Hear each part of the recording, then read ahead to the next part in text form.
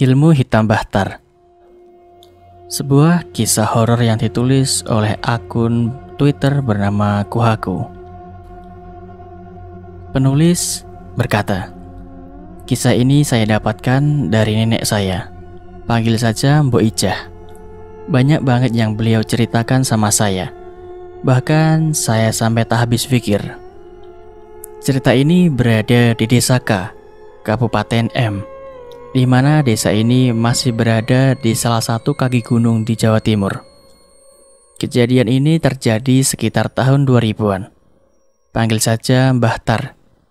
Beliau termasuk orang yang sakti dan mempunyai ilmu hitam yang tinggi. Ya, bagi masyarakat desa, beliau biasa mengobati orang sakit, dukun bayi dan lain sebagainya. Dan para warga pun sangat mengandalkan Mbah Tar ini karena pada waktu itu jarak tempuh antara desa dengan rumah sakit begitu jauh. Apalagi waktu itu masih sedikit para warga yang mempunyai sepeda motor. Semua kehidupan desa terasa biasa-biasa saja. Sebelum seseorang pendatang yang merupakan orang yang sakti yang mempunyai ilmu hampir sepadan dengan Mbah Tar. Panggil saja beliau dengan nama Mbah Kuning. Itu panggilan warga buat orang baru tersebut. Setelah kedatangan Mbah Kuning, banyak masyarakat yang beralih untuk datang kepada beliau dan sedikit demi sedikit meninggalkan Mbah Tar. Murka, mungkin itu yang ada di pikiran Mbah Tar saat itu. Bagaimana tidak? Awalnya para warga berbondong-bondong untuk berobat kepadanya. Tapi semenjak kedatangan Mbah Kuning, beliau menjadi sepi pasien. Oh iya, Mbah Tar ini bisa dibilang arogan untuk masalah upah warga. Banyak dari warga yang merasa keberatan atas aturan upah tersebut. Berbanding terbalik dengan Mbah Kuning yang meminta seikhlasnya. Akhirnya karena keadaan tersebut, Mbah Tar membuat para warga sakit agar kembali berobat kepadanya lagi. Rina, Wulan, Andin, sebagaimana nama-nama anak kecil waktu itu yang menjadi korban ilmu hitam Mbah Tar. Sebelum satu kampung pun digarap beliau. Rina, salah satu anak yang menjadi korban pertama Mbah Tar. Sebelumnya dia adalah anak yang riang seperti teman-teman seumurannya. Tapi berbeda sejak mendapat penyakit kiriman yang membuatnya jatuh sakit dan membuat keluarga serta warga ngeri atas penyakitnya. Ya, penyakit yang tidak bisa dipikir dengan nalar. Bagaimana tidak? Selama waktu 3 bulan, Rina hanya bisa tidur di atas kasur tanpa melakukan aktivitas apapun. Hanya bisa terlentang tanpa bisa tengkurap. Penyakit yang membuat punggung bawahnya penuh borok. Bahkan, jika dibuat terlentang, maka borok itu akan menjadi besar. Tersiksa. Tentu saja, bahkan selain itu, dia juga tidak dapat bernafas dengan benar. Hampir seperti asma, tapi dengan suara yang tidak mengenakkan telinga. Dan tak hanya itu saja, Rina pun terkadang seperti orang mati suri. Tidak bernafas dan tidak bergerak dalam beberapa jam. Dan itu terulang terus-menerus. Keluarganya pun bahkan sampai mencari bantuan orang pintar atau dukun yang berada di daerah T. Setelah melakukan pengecekan, dukun tersebut berkata, "Sampeyan go mantuk, sehingga penyakit iki jaluk diparani sadurung anak sampeyan digawe luwih parah."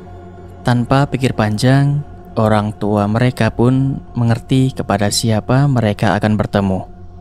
Mbah Tar. Beliau yang akan mereka temui.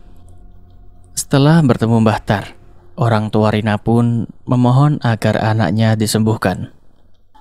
"Iyo, tenang, tak tambani. Tapi wenehi aku upah beras karo gula. Ojo lali warga kene kandono nolek. Ono opo-opo kongkonan Rene," ucap Mbah Tar. Setelah orang tua Rina setuju, dengan sekejap mata sakit yang diderita Rina pun sembuh. Akibat kejadian tersebut, para warga pun takut dan memilih untuk berobat ke Mbah Tar daripada keluarga mereka satu persatu terkena penyakit yang rata-rata hampir sama dengan Rina. Sekarang ganti ke Bude Mirna. Bude Mirna, beliau merupakan orang yang kaya raya. Ya, beliau memilih berobat ke rumah sakit. Sejak dulu tidak pernah menuju Mbah Tar dan juga Mbah Kuning. Suatu hari pada pagi hari, Mirna bertemu Mbah Tar di jalan. Kaget dan risih, itu yang Bude Mirna rasakan setelah tahu tentang desas-desus Mbah Tar di desa ini. Tanpa basa-basi, Bude Mirna pun nyeletuk, "Wes tuwek pola ya keram. Ojo kometak dadi wong." Setelah mendengar ucapan itu, Mbah Tar pun naik pitam dan mukanya memerah serta mata melotot. Ia kemudian berkata, "Jogonen omonganmu. Titenono, tak gawe lara awakmu sampai nggak ano marine." Setelah mengatakan itu, Mbah Tar pun pergi. Malam hari, Bude Mirna pun dibuat kepikiran oleh omongan Mbah Tar. Tapi anak beliau memberi saran agar tidak perlu takut karena dia punya kenalan yang sangat sakti yang berasal dari kota T. Entah kenapa malam itu perasaan Bude Mirna semakin was-was. Bagaimana tidak, Bude Mirna merasa ada yang mengawasi di setiap sudut rumah. Kejadian dimulai ketika Bude makan malam. Dalam suatu suapan, beliau merasa dalam makanan tersebut ada yang mengganjal. Setelah dikeluarkan, ternyata di dalam makanan itu banyak sekali paku-paku kecil seukuran tulang ikan. Ya, beliau tidak percaya sampai-sampai menjerit memanggil anaknya.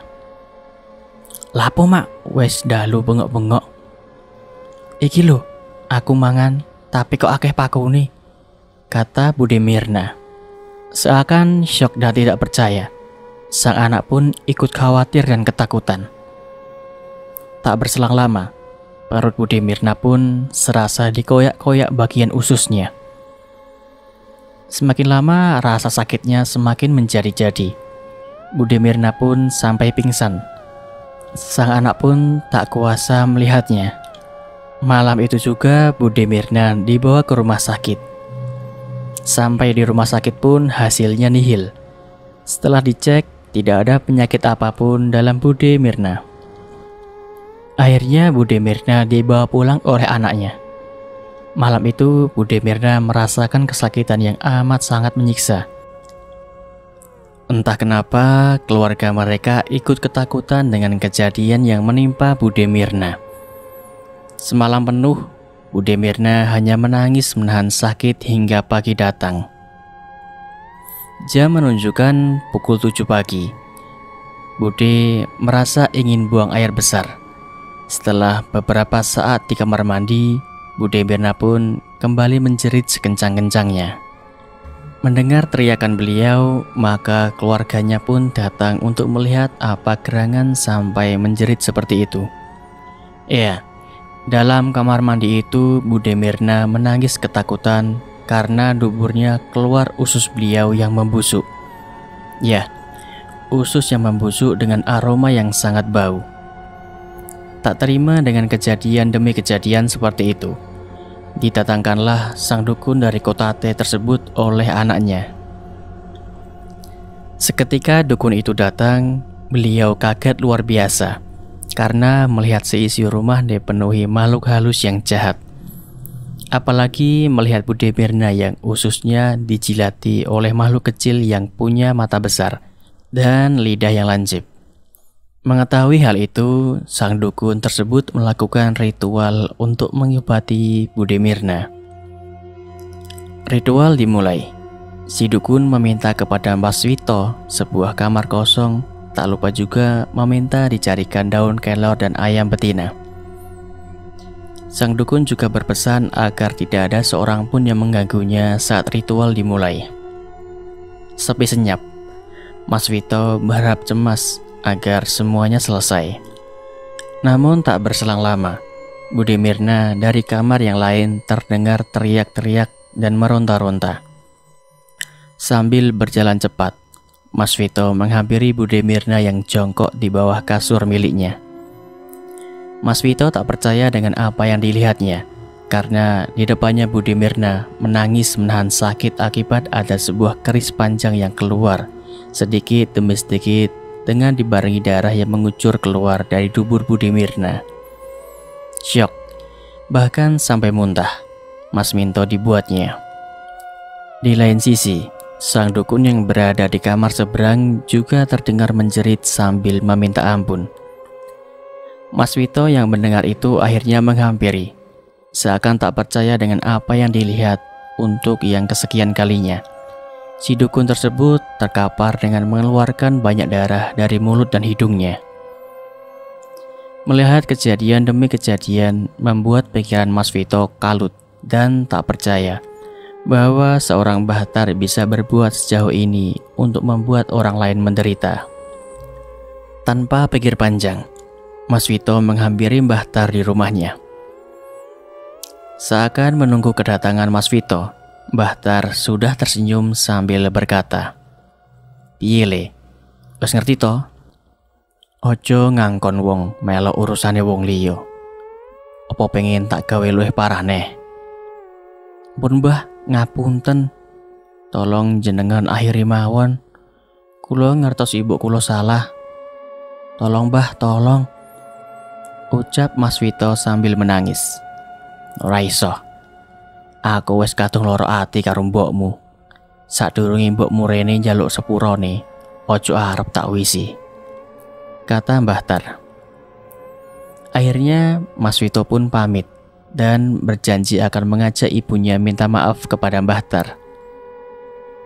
Masih dengan keadaan di mana keris menancap di dubur, Bude Mirna diajak ke rumah Bahtar oleh anaknya.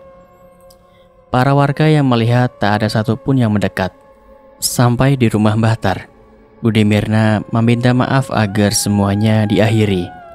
Bahtar pun setuju dengan syarat mau diajak kawin atau bersetubuh dengan disaksikan oleh anaknya. Hancur, pedih, itu yang dirasakan oleh Mas Vito. Tapi mau bagaimana lagi kalau itu jalan terakhir?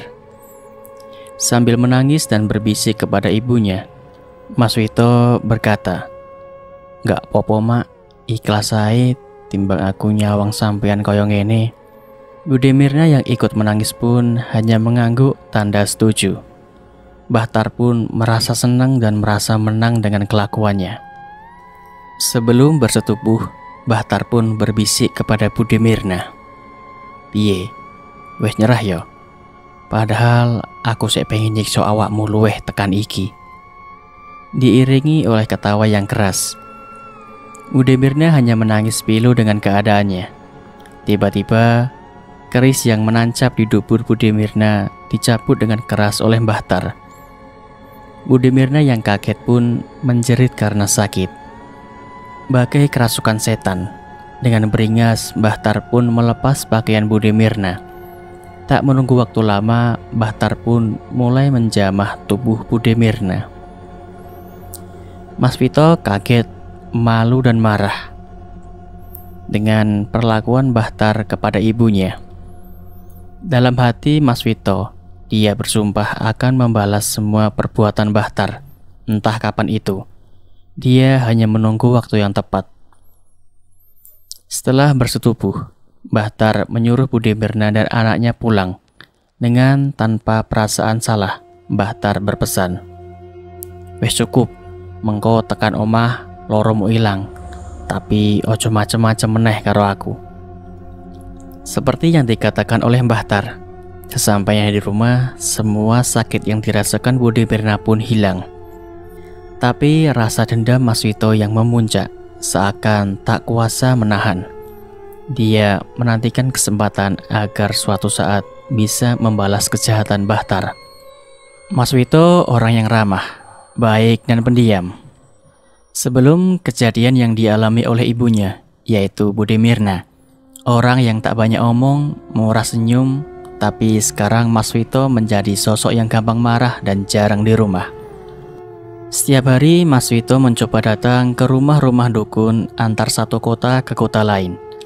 Apalagi kalau bukan bermaksud minta tolong agar bisa membalas dendam kepada Mbah Tar. Tapi sayang, setiap dukun yang dimintai tolong menolak keras apa yang diinginkan Mas Wito. Hampir puluhan dukun didatangi, tapi semuanya nihil. Mas Wito seakan kehabisan akal. Dia bingung harus dengan cara apa agar bisa balas dendam kepada Mbah Tar. Bajingan, aku kudu nek coro gawe mateni dukun gendeng iku, umpat Mas Wito. Setelah berminggu-minggu dia memikirkan cara. Akhirnya dia pun punya ide yang bagus. Bahkan ide ini yang sangat bagus menurutnya. Anggun, anak Mbah Tar. Dia yang akan menjadi alat untuk menyiksa Mbah Tar. Bahkan berpikir bahwa Anggun yang akan dia jadikan alat agar Mbah Tar bisa terbunuh. Anggun, yo, arek iku tak gunake gawe mateni Mbah Tar, bisiknya dalam hati. Pagi itu, waktu menunjukkan pukul 8 pagi. Mas Wito yang berangkat ke sawah mencoba melihat rumah Anggun dari kejauhan. Anggun tinggal sendiri, rumahnya beda gang sama Mbah Tar. Mas Wito mencoba mengamati, tapi sepertinya hari ini Anggun tidak di rumah karena rumahnya terlihat sepi dan tertutup. Akhirnya Mas Wito pun pergi ke sawah, melanjutkan tugasnya. Setelah bertugas di sawah, Mas Wito pun kembali pulang. Dengan melewati jalur yang sama, yaitu lewat depan gang Anggun agar bisa mengamati apakah sudah di rumah atau belum. Dengan jalan pelan, Mas Wito yang melihat rumah Anggun pun tersenyum karena Anggun sedang di teras rumah. Dengan perasaan senang, Mas Wito pun berpura-pura mampir ada perlu. Anggun yang duduk di teras kaget melihat kedatangan Mas Wito. Anggun pun menyapa. Loh Mas, dari mana? Tumben mampir. Maklum, kejadian yang menimpa keluarga Mas Wito yang disebabkan oleh bapaknya sendiri membuat Anggun jadi sungkan dan tak enak diri terhadap Mas Wito. Teko sawah Gun, nggak apa-apa pengen mampir ae, jawab Mas Wito seadanya. Oh alah, enek perlu apa Mas? Sampean lungguh tak gawe kopi sik. Pengen dolan Gun ning omah, yo nggak nyapo-nyapo sih. Ngerti awakmu ning jopo yo mampir wae. Anggun pun hanya tersenyum dan masuk ke dalam rumah untuk membuat kopi untuk Mas Wito. Kesempatanku gawe balas dendam neng Tar nggak suwe bakal kedaden. Tak lama Anggun pun keluar dengan membawa kopi dalam gelas cangkir. Monggo Mas diminum, ucap Anggun. Iya, matur suwun, jawab Mas Wito. Anggun yang masih tak enak dengan kejadian yang dialami keluarga Mas Wito pun berniat mengutarakan permintaan maaf. Mas, aku jaluk sepuro ya Mas. Aku ngerti bapakku gak iso sampean sepurani, tapi aku dadi anake ngerasa salah banget Mas ning sampean karo Lek Mirna, ucap Anggun. Anggun yang menunduk kepala masih belum sadar dengan apa yang sudah direncanakan Mas Wito. Mas Wito yang sedari tadi menahan gejolak untuk menghabisi Mbah Tar pun terlihat celingak-celinguk melihat keadaan sekitar. Dia memastikan keadaan aman untuk melaksanakan rencananya. Tapi setelah dilihat, ternyata banyak orang yang lalu lalang di jalan. Mas Wito pun tidak jadi melakukannya. Dia pun akhirnya pamit meninggalkan Anggun. Dalam perjalanan, Mas Wito masih memikirkan cara agar bisa membawa Anggun keluar rumah. Sabar, sik nunggu kesempatan nih. 3 hari berlalu. Tepatnya jam 5 sore, Mas Wito melamun memikirkan cara. Tiba-tiba lewat penjual bakso. Mas Wito yang banyak ide pun akhirnya membeli 2 porsi bakso. Setelah membeli, Mas Wito membawa ke rumah Anggun. Assalamualaikum Gun. Waalaikumsalam Mas. Nggih, Mas opo mas? Jawab Anggun. Iki Nggun eneng bakso dikai ibu. Mau dikongkon ngeterke ning omahmu. Oh alah, suwun ya mas, ngerepoti wae. Enggak apa-apa Nggun. Nggun, aku numpang nang WC ya, tapi diterke. Ucap Mas Wito. Iya mas, monggo, ayo tak terno. Tanpa curiga, Anggun pun mengantar Mas Wito ke dalam rumah. Anggun yang berada di depan Mas Wito tidak tahu bahwa Mas Wito bersiap-siap untuk memukulnya dari belakang. Dia sudah menyiapkan pemukul kayu yang dia ambil di samping pintu rumah Anggun. Tanpa basa-basi, Mas Wito pun akhirnya memukul Anggun. Dan Anggun yang tidak siap pun jatuh tersungkur kemudian pingsan. Mas Wito pun tertawa karena berhasil melumpuhkan Anggun. Digotonglah Anggun ke dalam kamar. Di dalam kamar, Anggun pun diikat agar tidak bisa bergerak. Lama, akhirnya Anggun pun sadar. Dia kaget karena badannya sudah terikat dengan mulut yang disumpal kain. Meronta-ronta itu yang dilakukan Anggun. Tapi Mas Wito yang melihat dari kejauhan hanya tertawa dan puas. Anggun hanya menangis dengan iba di hadapan Mas Wito. Tak menunggu waktu lama, Mas Wito pun mengambil pisau di dapur. Dia menyobek daster dan celana dalam yang dipakai Anggun. Anggun yang takut dan tak bisa bergerak hanya meronta-ronta dan menangis. Setelah Anggun bugil, Mas Wito dengan teganya memasukkan pisau yang berukuran sedang itu ke dalam anus Anggun. Dimasukkannya berkali-kali sampai anus Anggun pun sobek dan keluar banyak darah. Anggun yang kesakitan menangis sejadi-jadinya. Tapi sayang, suaranya tidak bisa keluar dengan nyaring karena mulutnya sudah ditutup dengan kain. Seakan belum puas, Mas Wito pun mengambil keperawanan Anggun juga. Dia teringat bagaimana kejadian demi kejadian yang dialami ibunya. Dan kini, anak si dukun juga harus merasakannya. Tragis, itu penggambaran yang cocok bagaimana manusia ini saling menyakiti. Iki lho Nggun, sing dirasakno ibuku. Piye rasane Nggun? Bisik Mas Wito ke Anggun yang sudah tak berdaya. Tiba-tiba pintu depan berbunyi, tanda bahwa ada seseorang yang mau bertamu. Mas Wito yang awalnya puas sekarang kaget dengan kedatangan seseorang di luar. Mas Wito yang keluar kamar sekarang sedang mengintip di balik gorden jendela.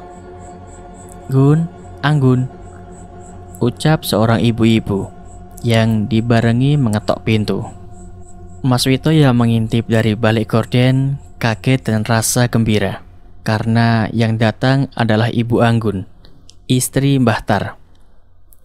Wah, rezeki teko neh, saiki bojone, ucap Mas Wito dalam hati sembari tersenyum.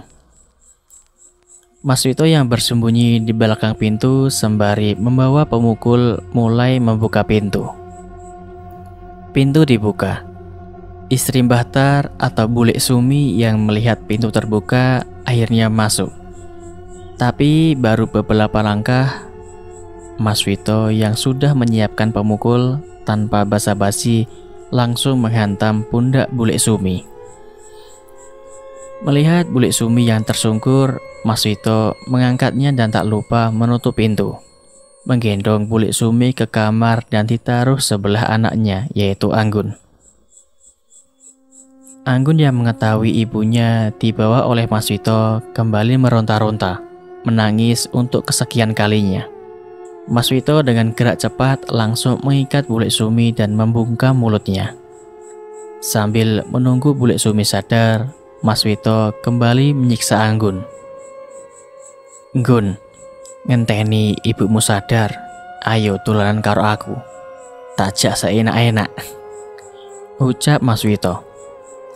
Anggun yang tak bisa apa-apa hanya terus menangis dan berontak. Mas Wito yang bak dikuasai iblis terus memainkan anus Anggun dengan pisau. Belum puas, kini giliran telinga Anggun yang mulai disobek perlahan-lahan. Darah segar keluar dari daun telinga Anggun yang disobek. Anggun yang sudah tak kuat akhirnya pingsan setelah menerima begitu banyak rasa sakit. Tak berselang lama, Bule Sumi sadar dari pingsannya.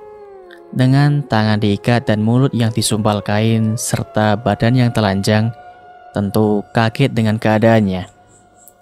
Bule Sumi melihat ke arah samping. Meronta-ronta sambil menangis. Bule Sumi tak percaya karena melihat anak satu-satunya penuh darah. Di lain sisi, Bule Sumi melihat Mas Wito nampak tersenyum puas. Ngopo? Kaget?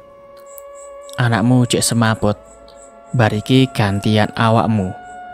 Gantian, gilirane dewi-dewi, ucap Mas Wito. Bule Sumi berontak mencoba melepaskan ikatan tangan dan kakinya, tapi nihil. Usahanya sia-sia. Mas Wito yang melihatnya hanya tersenyum-senyum.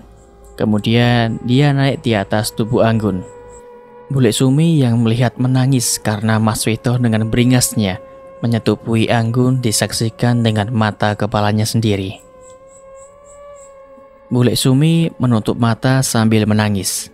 Tak kuasa melihat anaknya diberlakukan seperti itu oleh orang lain.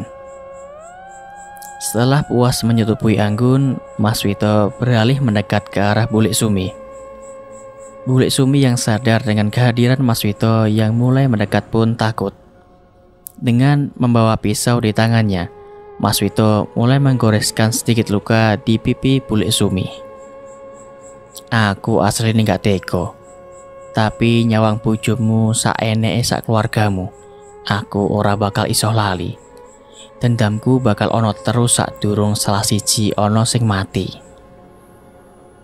ucap Mas Wito sembari berbisik. Tak menunggu waktu lama, Mas Wito dengan teganya menyopek lubang hidung milik Bule Sumi. Bule Sumi yang kesakitan meronta-ronta sembari menangis sesungguhkan. Darah mulai mengalir deras ke arah pipi. Lek wis kaya ngene, piye yo perasaan netar, kata Mas Wito. Tiba-tiba dari arah pintu luar terdengar dobrakan yang kuat. Mas Wito yang kaget melihat keluar. Di pintu yang terbuka berdiri sesosok lelaki yang tak lain adalah Mbah Tar. Dengan wajah merah padam dan sembari berteriak, "Bangsat, Wito asu, awakmu iku, kowe wis wani macem-macem karo aku, bajingan." Mbah Tar pun menghampiri Mas Wito yang sedang berdiri melihatnya. Dengan membawa pisau di tangan, Mas Wito dengan santainya tersenyum. Jarak semakin dekat. Mbah Tar yang sudah sangat marah memukul kepala Mas Wito dengan tangan kosong. Sedangkan Mas Wito yang membawa pisau dia tancapkan pada perut Mbah Tar. Perkelahian tidak terelakkan. Salah siji kudu eneng sing mati, ucap Mas Wito. Dengan pisau yang menancap di perut, Mbah Tar meringsut mundur. Darah banyak yang keluar dari perut Mbah Tar. Tapi dengan tersenyum, Mbah Tar berkata, "Goblok, dikira aku bakal mati koyo ngene." Pisau yang menancap pun akhirnya diambil Mbah Tar dari perutnya. Kulit yang awalnya robek seakan tertutup kembali seperti semula. Mas Wito yang melihat mulai was-was ketakutan. Goblok, masih kon gawe senjata opo wae percuma. Selagi kowe durung ngerti pengepasanku, ojo arep-arep aku mati, ucap Mbah Tar dengan tertawa. Anggun, ucap Mas Wito. Gak suwe Anggun bakal mati, Tar. Aku mati, tapi anakmu yo bakal mati, kata Mas Wito yang berlari menuju kamar mengambil kayu pemukul dan memukulnya ke Anggun hingga tewas.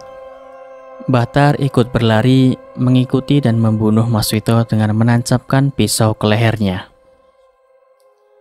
Malam itu di rumah Anggun banyak darah yang mengalir, banyak darah yang tercecer. banyak nyawa yang menjadi korban. Bahtar yang diliputi perasaan marah menikam mayat Mas Wito dengan keji, mengacak-acak daging hingga mukanya tanpa celah. Tetangga Anggun yang mendengar keributan mencoba mendatangi. Melihat banyak darah yang terlihat dan ada Bahtar yang membawa pisau. Dengan wajah panik, beliau kembali ke rumah dan menutup pintu rapat-rapat. Keesokan pagi, para warga berdatangan setelah mendapatkan info dari tetangga Anggun. Di salah satu kerumunan warga, Bude Mirna terlihat sangat syok dan sedih. Bagaimana tidak, anaknya yang bisa melakukan hal itu dan ia juga yang menjadi mayat. Entah Bude Mirna tak tahu apa yang terjadi. Yang Bude Mirna tahu hanya cerita dari tetangga Anggun yang mengatakan semalam terjadi keributan di rumah Anggun dengan adanya Bahtar yang membawa pisau di tangan. Di lain sisi, dengan kematian anaknya, Bahtar juga merasa kehilangan. Entah karena Anggun adalah pengepasan atau bagaimana. Tapi yang pasti, setelah kematian anaknya, Bahtar seperti menjadi orang gila. Bahkan mayat anaknya tak boleh dimakamkan. Setelah anaknya meninggal, tak sampai 1 bulan, giliran istrinya yang harus pergi menemui anaknya. Bahtar yang mengalami hal tersebut akhirnya jatuh sakit dan mengalami stroke. Tak lama, beliau juga akhirnya meninggal. Dan cerita pun selesai.